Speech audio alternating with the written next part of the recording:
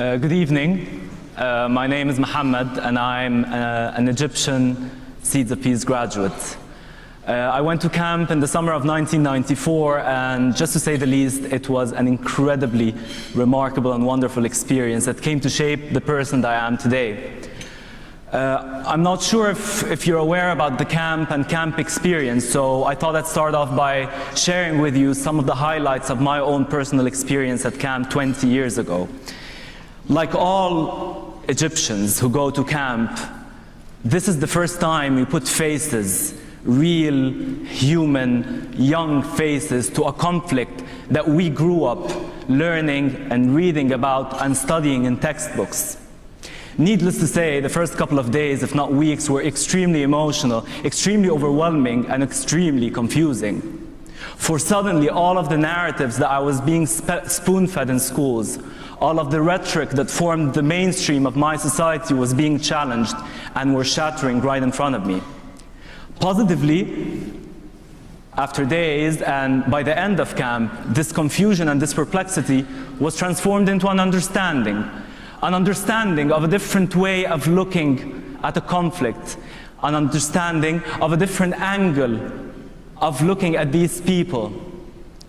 This conflict is rooted in my identity as an Egyptian and as an Arab, and this revelation was incredible.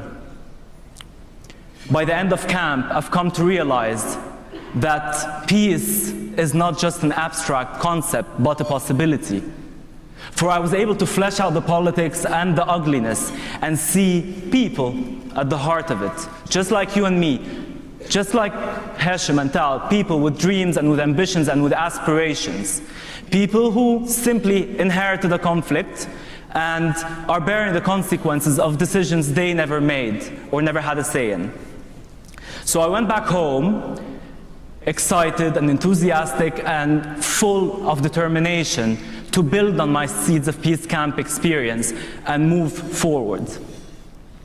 Sadly, it seems that I underestimated the kind of challenges that I would encounter in the following years.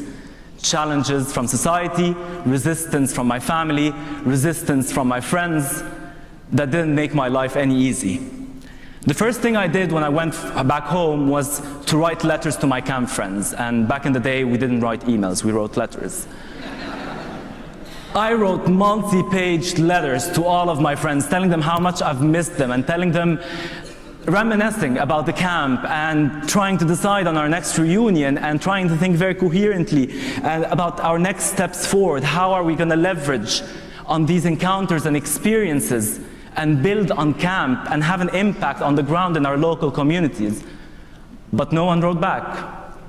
I wrote more letters, more letters, more letters, and zero replies. As it turned out, my family cut off all my contacts with friends, and they were deliberately hiding away all of the letters that I was receiving. That I only found out about years later and by coincidence, and until this very day I never confronted them with it. I understand where their motives are coming from. I'm not saying it's justifiable, but looking back at it today, I understand.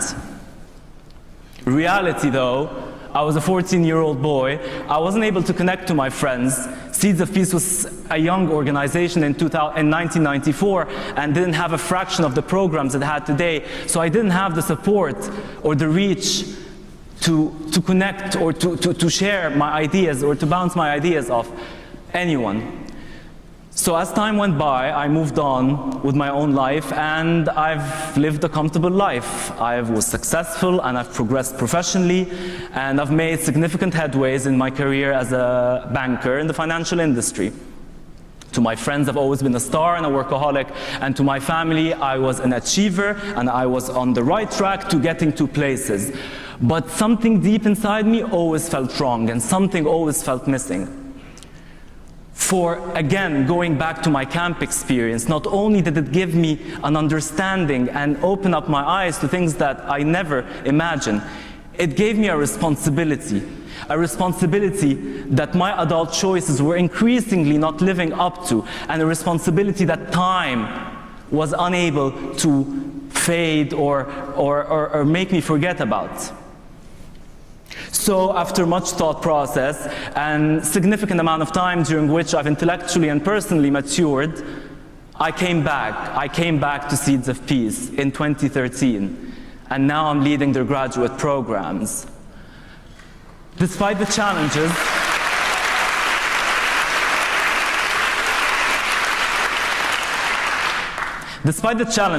past, present, and future, despite resistance from my family and some of my closest friends, I quit my job, I've shelved my corporate life, I've shelved all of its luxuries and perks, for I know what's to come is much, much rewarding. What unites me with Seeds of Peace and my fellow graduates are core values. What unites us are aspirations to a better future, not just an understanding of a conflict, but a firm commitment to transform it and turn it around, to create change and impact on the ground. We're all different individuals, and we come from different backgrounds, and we all face different sets of challenges. But at the end of the day, there are values that unite us, values that we cannot compromise. And this is why I'm back. Today, I look around me as an Egyptian and as an Arab to my country and to my region, and I see it stirred up by social and popular upheavals, and I am inspired. For in the midst of the apprehension, in the midst of the partisanship, and in the midst of the pessimism, which I'm sure you all read and hear about, I see change happening on the ground. I see grassroots initiatives emerging outside the traditional institutions and outside the traditional frameworks, change that carries the spirit of Tahrir Square, that carries the spirit of the Pearl Roundabout and of the Bourguiba Avenue. Today, as an Egyptian, as an Arab, and as a Seeds of Peace graduate, I am so inspired, for I see this very same spirit of Tahrir Square in my fellow graduates. And why can't I? For they're the same values. Today, our graduates are influential leaders in their communities. They're policymakers, they're social entrepreneurs, they're high-profile media executives. You've heard Tal and Hashim's story, you've heard Warda's story. Janet shared with us a number of stories, and I can tell you many, many more, but time is not on my side, and the stories are a lot. The only thing I'll ask from you is to come see for yourself. Come and be inspired. I'm serious. I want you all to go back home tonight, book your tickets, and come to Cairo, come to Lahore, come to Mumbai, come to Tel Aviv and Ramallah. Come and see our graduates in action. Come see the organizations that they've set up. Come see them in their positions. Come see how they've instilled the Seeds of Peace core values into whatever career choice they've made. Come see the influence on the ground. Today, in my capacity as Director of Graduate Programs, I'm thrilled and so ecstatic to be working with the wonderful team of Seeds of Peace and with my fellow graduates. Together, we are investing in humans' innate will to do what is morally and ethically right, and we are undeterred. Thank you.